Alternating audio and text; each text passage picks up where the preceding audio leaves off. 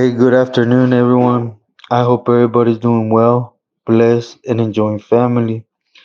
Bueno, mi gente, I was going to get into doing a video today for you guys, but again, my health is kicking in. You guys know how it is, just up and downs. But here's one I did a while back that I would also like to put on here on this channel so that it's here to keep spreading the message. I also, for those that have been with me, if me commenting on that yesterday, if I was out of space, out of place, I disculpen. Just to touch the court, but I seen more things and it just.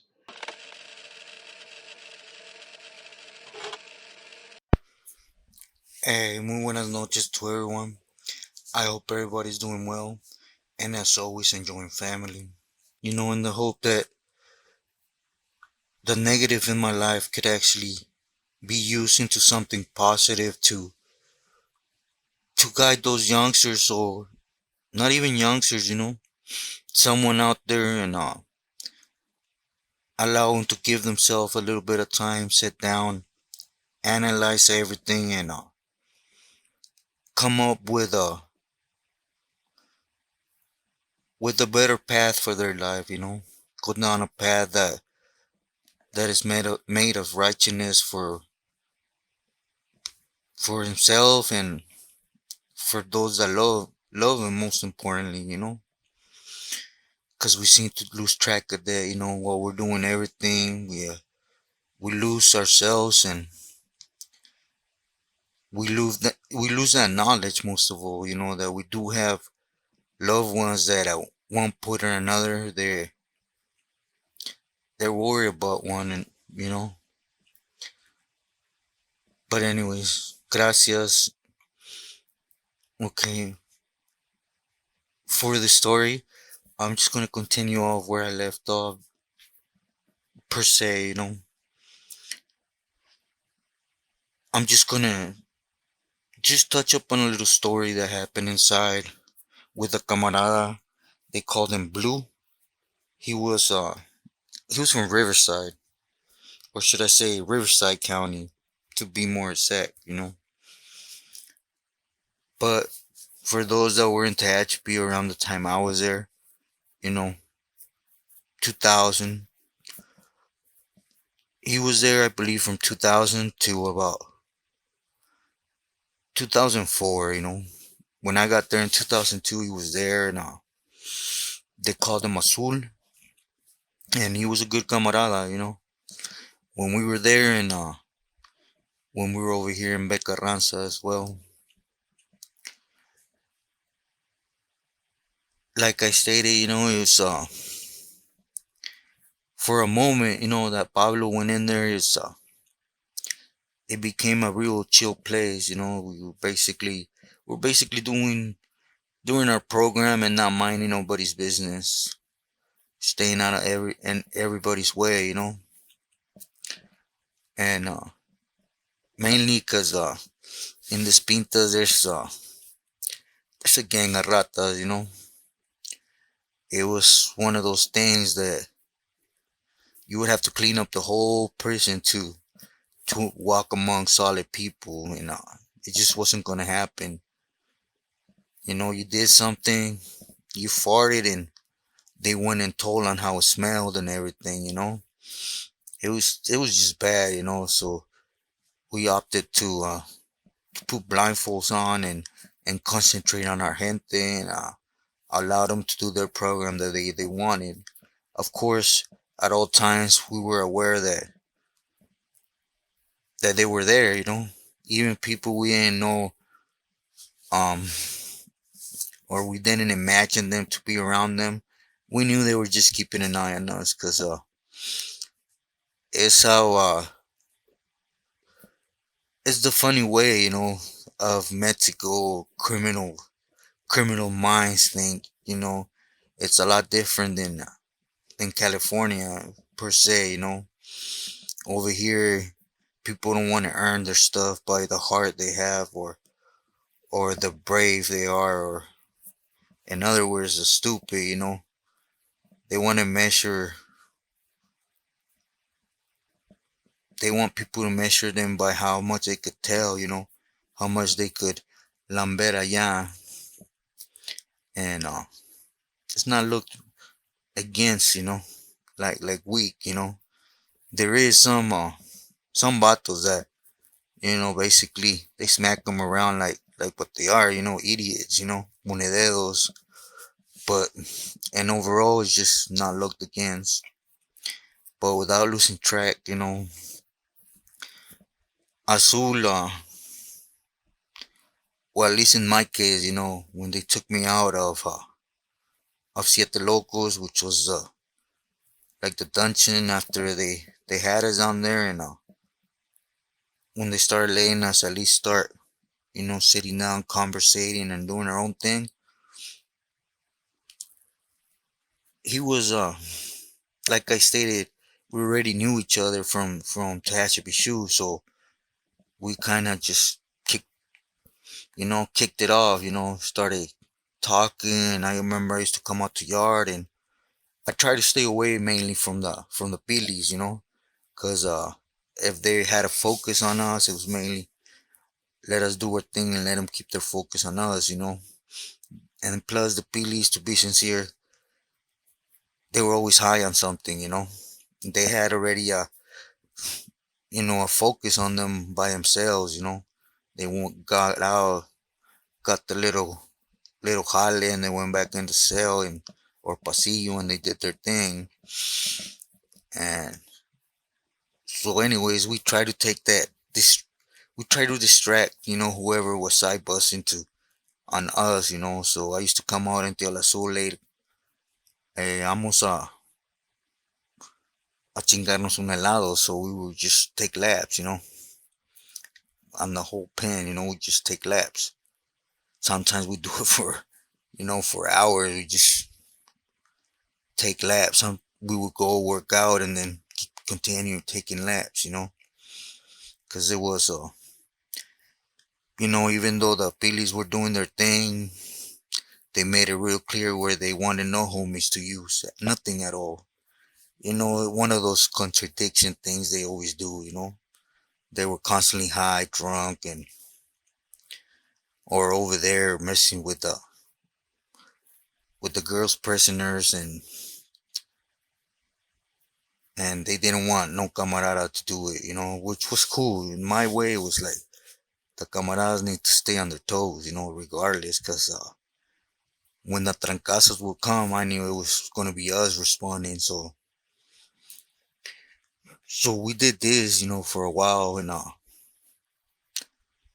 the camarada had been sent to do a mission out there, He basically got sent for a comadre, For those that don't know who a comadre is basically a snitch, that works for the government. You know, uh, there were some workers that were out there with that old man from Ontario, and there was a comadre. They usually work for the federales, and they send them undercover and to get intel.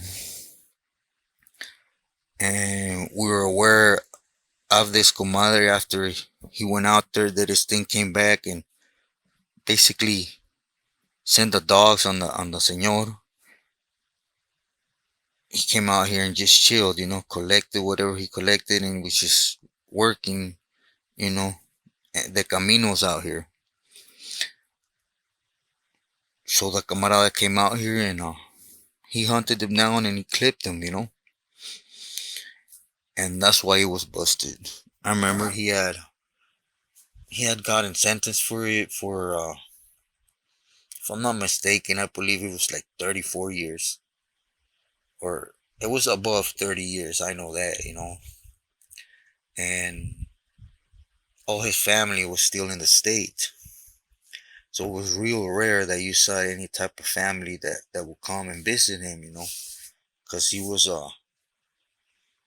born, in California, so he had just came out and to take care of business and got caught in the mix. So, anyways, we used to do our thing, and I remember one day his carnala, his jefita, and I believe it was his brother. They uh they came to visit him, and like I stated to you guys, the way visiting works, it ain't nothing like they call you to.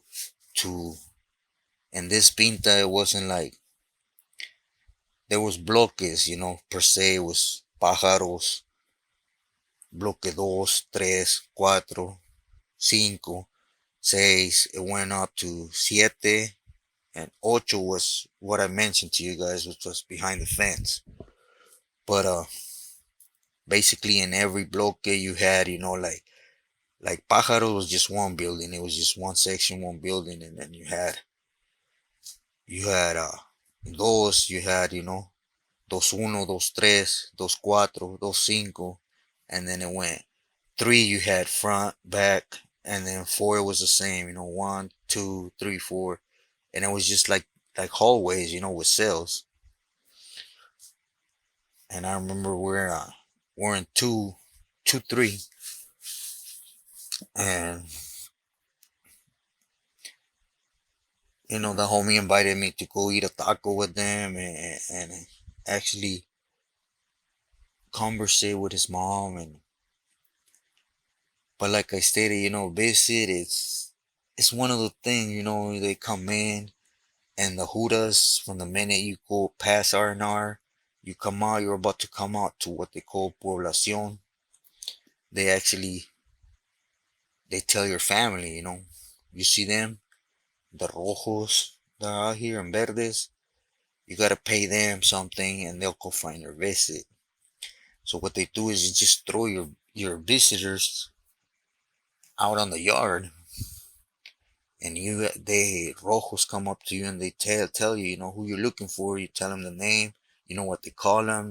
They give the placazo, and then do you know más o menos where he's at, and you tell them, and or they tell you that, oh, I know who it is, and they basically tell you, come on, follow me.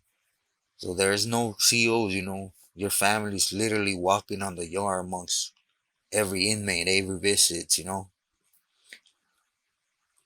and in this time, I guess one of the rojos, seeing his sister, and it's different. You could right away tell when someone's not from here. And I guess disrespected. And amongst not what we were, eating, because after we ate, I didn't want to be side busting because I thought it was disrespectful. So I right away I said it straight up. I don't want to be bothering you guys' visit. Muchas gracias for inviting me. It was a great pleasure meeting you, and I'm gonna let you guys stay to your visit. And after that, they basically were conversating, and I guess they told Azul, and you know, Azul knew that basically it was like if a camarada did anything, it was gonna be all bad on everybody. Period. Because the only ones that were allowed to put hands on other inmates were the mafia, the basically the cartel in there, the Beltranes. Yeah, and we were all aware of this because the Pilis made it real clear, that they didn't want them to come down on us. But it was them, they were worried about still being on the yard getting high. It's just that would never change on them. I'm not gonna say they weren't a couple camaradas that were doing their thing, like Pulpo from 38 and Spanky from 18. You know, there was a few camaradas that were sprung out too. I'm not just gonna say them, but the camaradas, they have no say so. It was a Piles that was calling everything out. And they were calling out. They didn't want to be in bad no more with these vatos, so that they wouldn't take us down to the dungeon basically. And we knew all what it was about. It was about them staying on poblacion, feeding the veins, you know. That was they were worried about because in every block they had a little store where you could actually go and buy whatever you want to buy, you know. So, anyways, dispense I got off track, but so I remember I'm just gonna keep it sincere with you guys, you know. Um, I remember I seen Azul when, cause I came out again from the cell and walking laps, and I seen he was walking with his family towards, cause you walk him back to the stairs, and you see him walk out, you know, out of Poblacion into the little hallway to go downstairs, and I seen that, and I just kicked back, and I waited for Homeboy to come back, and he was just he looked mad, you know, and so I told him, hey, what's up, you know, ¿qué traes? And he told me straight up, hey, he told me like, hey, look, camarada, you know this fool. See, there was a vato, you know, they called him a cementerio. He was going for, which we knew it wasn't his placazo, you know, because that's what they were calling him in there. But he grew up in Azusa. He was a homie. He was just, he was one of those funny ones, you know, that was down here hiding out basically, or came out this way because, you know, he had something in his closet that was running. He was running from it, you know. Because even though we were aware that he's a camarada, he didn't want no part of kicking it with the camaradas. And he was a funny ass cat, Spencer. The way he acted and was, so he basically disrespected Azul's sister. So he told me like, "Hey fool, I'm gonna go up. I'm gonna go ahead and just grab one of those things and come back, and I'm not even gonna say nothing. You know, these vatos might get mad at me, and but I'm gonna book this fool. I ain't got nothing to lose, you know." And I know I ain't gonna be able to tip him up because the minute I start, they're gonna jump on me. So, and I just told him like, hey, you know what? I'll walk with you. You know, I'm not gonna jump in, but I'll be right there. You know, they ain't gonna jump you. You know, it's just not gonna go down that way. You know, you take care of your business, and if you deal with it, and you're able to get your money right, then you know. And I told him, just be aware. You know, gonna take you down. They're gonna beat your butt. You know, and the señores over here are gonna flip out. So he basically asked me just to take care of it, at least with O, because like I stated, O, even though he was doing his thing, he was more understanding, or he was more level-headed with the camaradas than Richie was just like, you're gonna do what I say, you know, them type. And basically it went down that way, you know.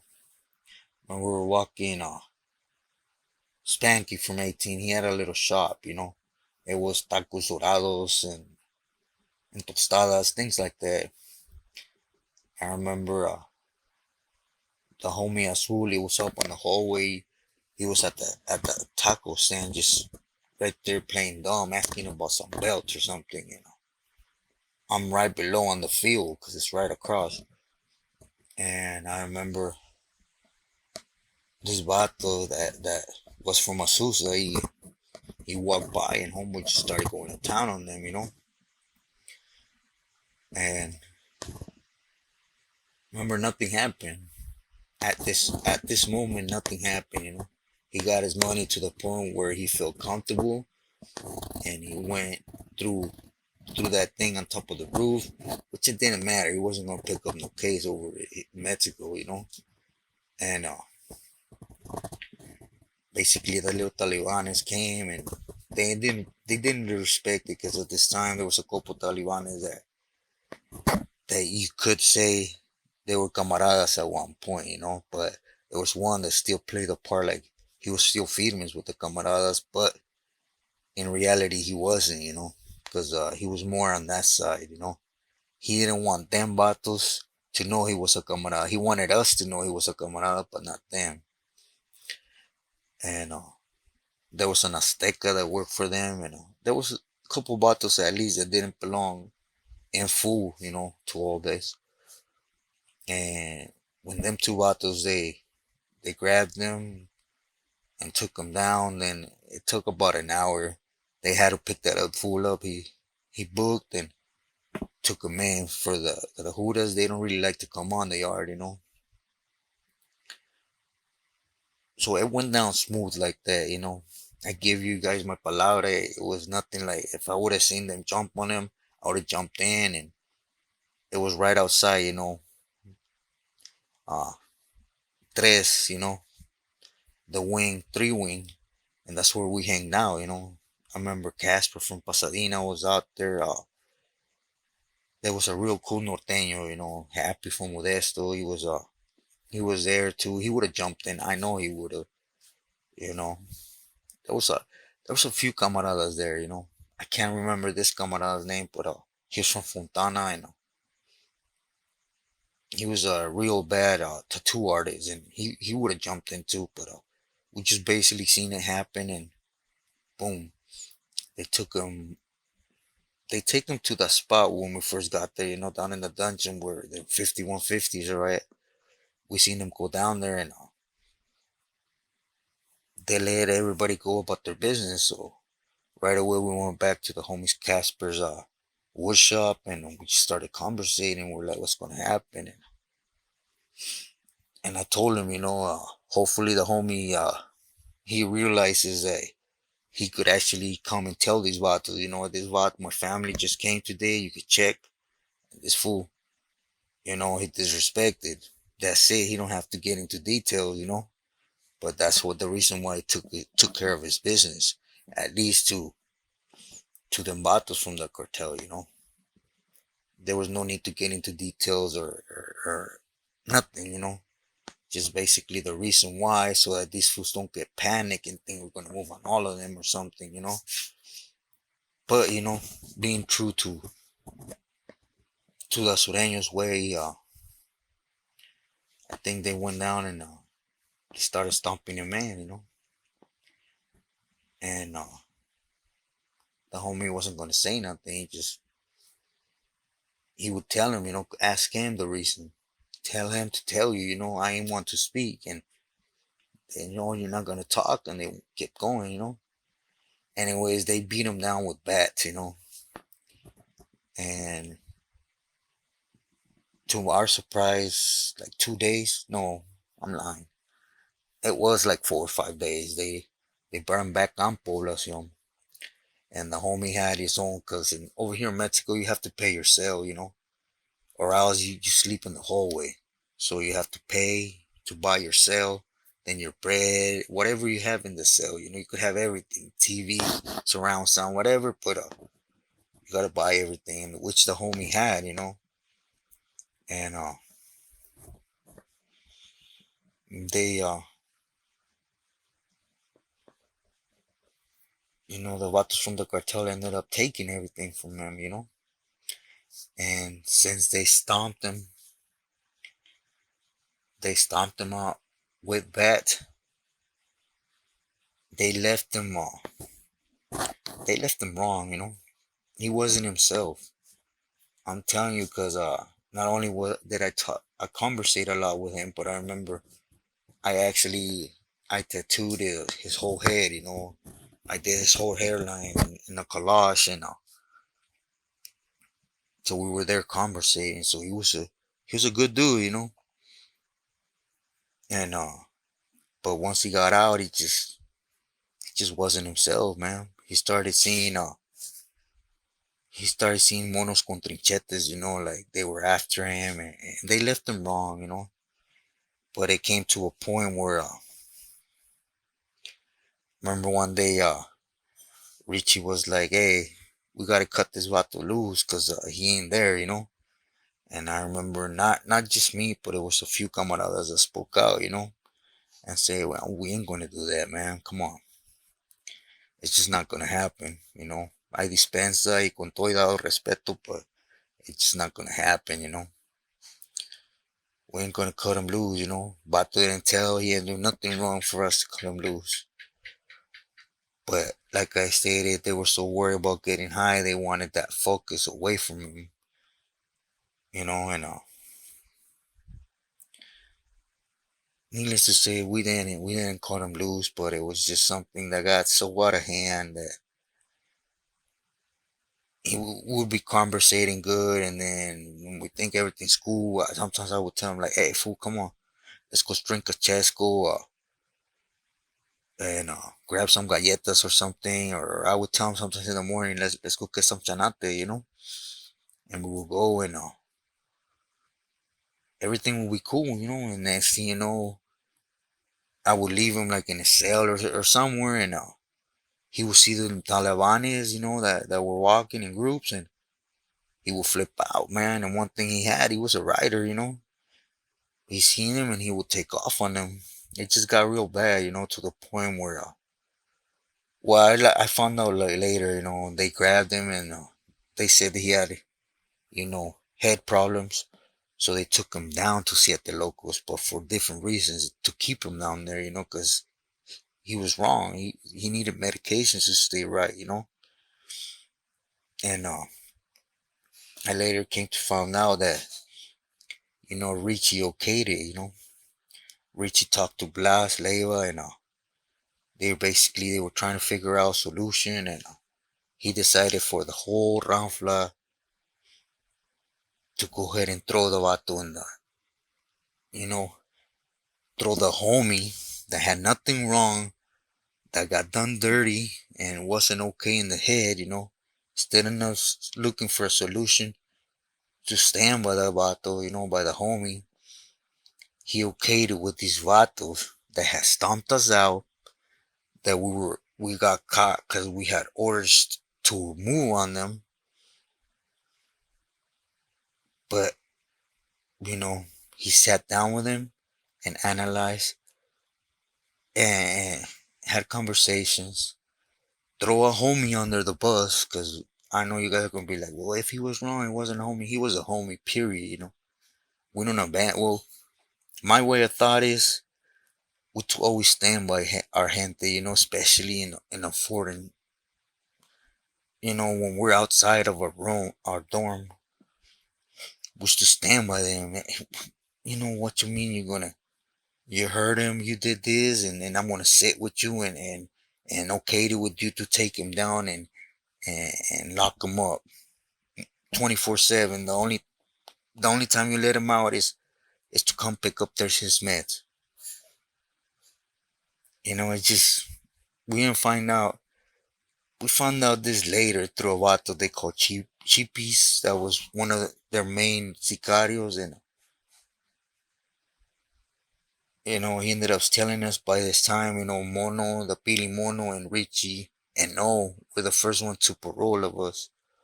And but it was just one of the things, that he said, she said type of thing. So it was best to be left alone.